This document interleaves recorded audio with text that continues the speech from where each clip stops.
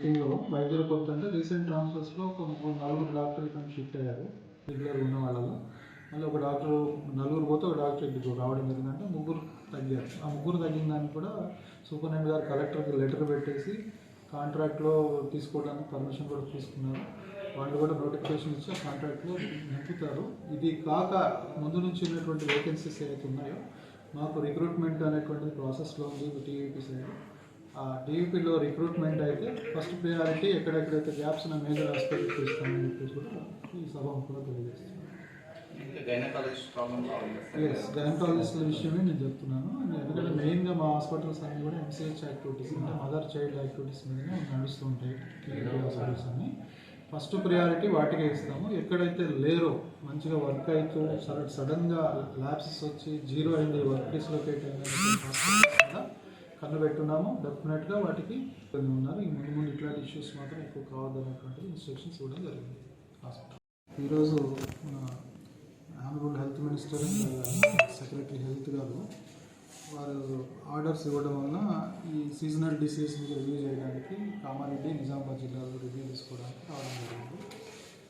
Banswada hospital చేస్తున్నాను ఈరోజు కామారెడ్డి జిల్లాలో. అట్లాగే బోధనలో హెడ్ క్వార్టర్ హాస్పిటల్ నిజామాబాద్కి ఉన్నాయి కాబట్టి ఈ హాస్పిటల్ కూడా ఇక్కడ జరిగేటువంటిది. వాళ్ళ ఇక్కడ ఈ డిస్టిక్లో ఉన్న హాస్పిటల్ సూపరింటెండెంట్స్ అందరినీ కూడా పిలుపుకోవడం జరిగింది.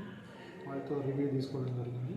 అట్లాగే హాస్పిటల్ కూడా రాగానే ఇన్స్పెక్షన్ చేశాను. ఓపీ ఐపీ సర్వీసెస్ ఎట్లా ఉన్నాయి, వీళ్ళ డ్రగ్ పొజిషన్ ఎలా ఉంది, తర్వాత పేషెంట్ లోడ్ ఎలా ఉంది, తర్వాత డాక్టర్స్ ఉన్నారా లేరా, దానికి ల్యాబ్ టెస్ట్లు కరెక్ట్గా అవుతున్నాయా, డయాగ్నోసిస్ ప్రాపర్గా అవుతున్నాయా అనేటువంటి విషయాలన్నీ కూడా చేసుకుంటూ దానికి తోడుగా కొద్దిగా మా హాస్పిటల్ వెళ్ళి రెగ్యులర్గా మీటింగ్స్ పెట్టుకోమని చెప్పేసి డాక్టర్స్కి స్టాఫ్ అందరికి కూడా సూపరింటెండెంట్ ఇన్స్ట్రక్షన్స్ ఇవ్వడం జరిగింది.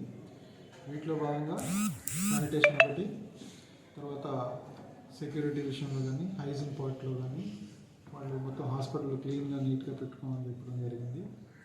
వార్డ్స్ అన్నీ తిరిగి చూసాను, నీట్గా ఉన్నాయి. హాస్పిటల్లో టాయిలెట్స్ కూడా చూడడం జరిగింది, టాయిలెట్స్ కూడా నీట్గా ఉన్నాయి. సో ఒకటి ఏంటంటే అబ్జర్వేషన్ కొంచెం డెఫినెట్గా ఫీవర్ కేసెస్ అయితే లోడ్ పెరిగింది. అనుకున్నట్టుగా డెంగ్యూ ఫీవర్స్ మరీ హైలో లేకుండా కొద్దిగా మినిమల్గా అయితే కనబడుతున్నాయి. మా వాళ్ళ దగ్గర ఏంటంటే వచ్చిన నెంబర్ ఆఫ్ ఫీవర్ కేసెస్లో సిమ్టమేటిక్ ఉండి ఒకవేళ పారామీటర్స్ అన్న కొంచెం రెగ్యులర్ పారామీటర్స్లో డిఫరెన్స్ వచ్చినప్పుడు మాత్రం డెంగ్యూ కేసు డయాగ్నోస్ చేయడం జరుగుతుంది. ఆ టెస్ట్ చూపిస్తున్నారు. ఆ టెస్ట్లో పాజిటివ్ వచ్చిన వాటిని మాత్రం ఐసోలేట్ చేసి వాటికి స్పెసిఫిక్గా ట్రీట్మెంట్ ఇస్తున్నారు. అవసరం పడితే హైయర్ ఇన్స్టిట్యూట్స్ కూడా పంపించి అక్కడ ట్రీట్మెంట్ చేయడం జరుగుతుంది. ఎక్కడ కూడా అంటే ఇప్పటివరకు డెంగ్యూతోని అంటే మోర్టాలిటీ లాగా ఇక్కడ నేను ఈ రెండు హాస్పిటల్స్లో ఎక్కడ ఫైండ్ అవుట్ చేయలేదు. అండ్ ఇంకోటి ప్లేట్లెట్స్ తక్కువై ట్రాన్స్మిషన్ దాకా పోయినటువంటి కేసులు కూడా లేవనే చెప్తున్నారు ఇక్కడ ఉన్నటువంటి సూపర్ నుంచి. కాబట్టి కొంచెం అలర్ట్గా ఉండమని చెప్తున్నాను. డ్రగ్స్ విషయంలో బఫర్ స్టాక్ 3 months వరకు మెడిసిన్స్ కంపల్సరీ ఎక్స్ట్రా పెట్టుకోమని చెప్తున్నాను. ఎందుకంటే ఇది ఈ సీజనల్ డిసీజ్ ఎప్పుడు ఎండ్ అవుతాయి అనేటువంటి చెప్పలేము. కేసు లోడ్ ఎప్పుడు ఒకసారి సడన్గా వచ్చిందంటే కూడా తట్టుకునేటటువంటి పరిస్థితి ఉండాలి. కాబట్టి అన్ని హాస్పిటల్స్కి ప్రాపర్ ఇన్స్ట్రక్షన్స్ ఇస్తూ టోటల్ హైజీన్ మెయింటైన్ చేస్తున్నాం. వాటర్ హైజీన్, తర్వాత శానిటేషన్లో కూడా ఎక్కడ గ్యాప్ కనపడద్దు, డ్రైనేజ్ సిస్టమ్స్